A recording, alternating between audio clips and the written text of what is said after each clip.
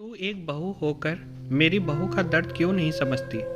ममता जी के पास बहू पूजा अपने बच्चे को देते हुए कहती है, मम्मी जी आप बाबू को संभाल लेंगी, यदि आप कहें तो मैं ना जाऊं। तब ममता जी कहती हैं, अरे पूजा कैसी बात कर रही है, मैं बाबू का अच्छे से ख्याल रखूंगी। अभी बाहर ठंड है, इसीलिए अपने बाबू को कहीं नहीं भेज रही हूँ तेरे साथ, और तू बिल्कुल फिक्र न कर, आराम से जा।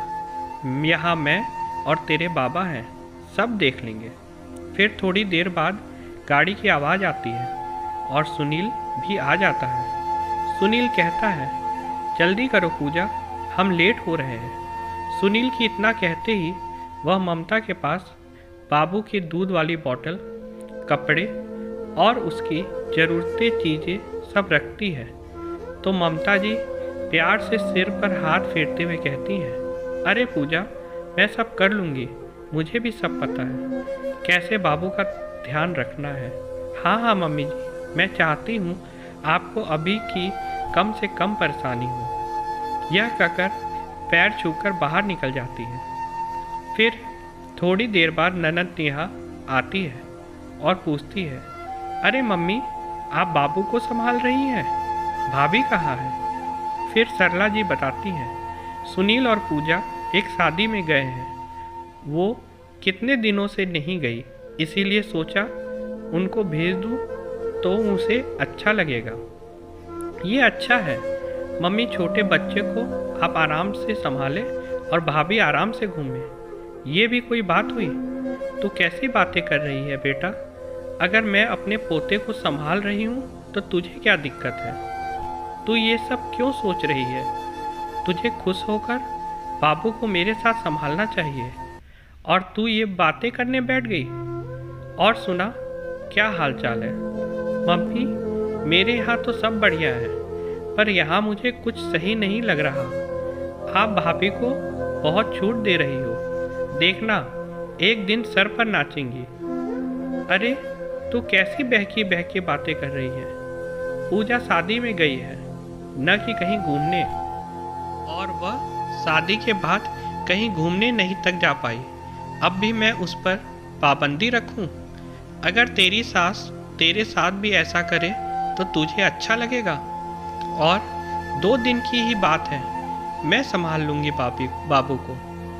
थोड़ी देर बाद एक फ़ोन आता है, तो वे सुनार से बात करती हुई कहती हैं, हाँ हाँ भैया सेट तैयार हो तो भिजवा दीजिएगा।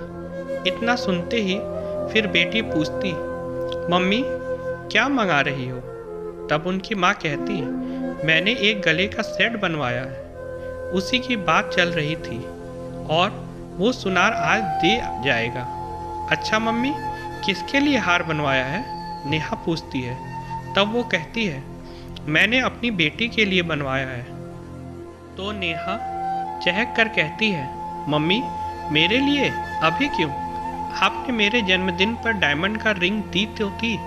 तब सरला जी कहती है, अरे तेरे लिए नहीं, पूजा की मैरिज एनिवर्सरी आ रही है तो सोचा उसके लिए पहले से बनवा लूँ। फिर नेहा कहने लगती है, मम्मी आप तो भाभी को साड़ी भी गिफ्ट कर सकती थी, हार की क्या ज़रूरत। तब सरला जी कहती हैं, नेहा मैं साड़ी दे सकती थी, पर पहली मैरिज एनिवर्सरी है और तुझे डायमंड रिंग दे चुकी हूँ, तो बहू को क्यों नहीं। बहू भी तो मेरे लिए बेटी है, अगर मैं उसकी खुशियों का ख्याल नहीं रखूँगी तो कौन रखेगा। इस तरह नेहा को समझ आ रहा था भाभी के लिए मम्मी की अटैचमेंट बढ़ रहा है। तब वह तुनक कर कहती है, अब तो मम्मी भाभी ही प्यारी हो गई है, जो उनके लिए इतना सोच रही हो। बेटी की जगह भी ले ली, आखिर हो भी क्यों ना, आखिरकार बहू सेवा जो करती है। तब ममता जी भी डांटते हुए कहती हैं, अब बहुत हो गया नेहा, अब मैं पूजा के खिलाफ एक शब्द न सुनूंगी। फिर सवाल जवाब करते हुए कहती हैं, मम्मी बहुत सर चढ़ाओ, फिर कुछ बुराई न बताना। फिर क्या था, ममता जी ने पूछा, तू आखिर चाहती क्या है, मैं और तेरी भाभी एक होकर न रहे, मैं दुखी रहूं और उसे दुखी करूं, बस तू जब भी आए मैं अपने दुख भरी कहानी का पिटारा खोलकर तेरे सामने बैठ जाऊं, तभी तुझे सुकून मिलेगा। तू नहीं चाहती क्या तेरी माँ और भाभी खुश रहे? क्या तेरे साथ भी ऐसी तेरी ननद तेरे सास को भड़काती है? नहीं माँ, मेरे साथ ऐसा नहीं होता। अगर तेरे साथ नहीं होता तो तू कैसे सोच सकती है? बहू का दर्द तुम क्यों नहीं समझती? तुम भी एक बहू हो। अगर तेरे साथ ऐसा हो तो क्या तुझे अच्छा लगेगा? नहीं ना। तब नेहा को समझ आता है कि उसकी कितनी गलत सोच थी, जो एक बहू होकर भी बहू का दर्द नहीं समझ रही थी। अब उसे समझ आया कि बहू भी बेटी से बढ़कर हो सकती है। इस तरह उसने माँ के साथ रहकर भतीजे की देखभाल की और भाभी के प्रति भी मन के भाव बदल गए। दोस्तों, जब बेटी बहू बनती है तो अपनी भाभी के प्रति भावना क्यों बदल जाती है? वह स्वयं उस जगह पर रख कर क्यों नहीं सोचती है? Please subscribe my channel. Thank you for watching. कृपया अपने विचार और राय कमेंट में व्यक्त करें। अगर रचना पसंद आई हो तो लाइक, शेयर और कमेंट करें। Thank you.